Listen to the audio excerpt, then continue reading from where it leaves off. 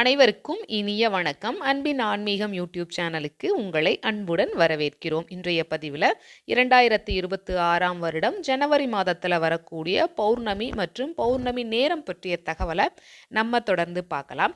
2026ஆம் வருடம் ஜனவரி மாதம் 3ஆம் தேதி மார்கழி மாதம் 19ஆம் தேதி பௌர்ணமி நாள் வருது. இந்த பௌர்ணமி நாள் திருவாதிரை தினமும் கூட.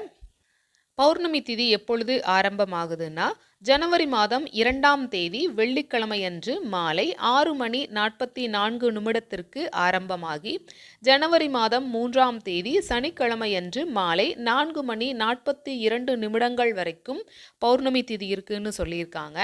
மீண்டும் ஒரு முறை 2026ஆம் வருடம் ஜனவரி மாதம் 3ஆம் தேதி சனிக்கிழமை அன்று பௌர்ணமி.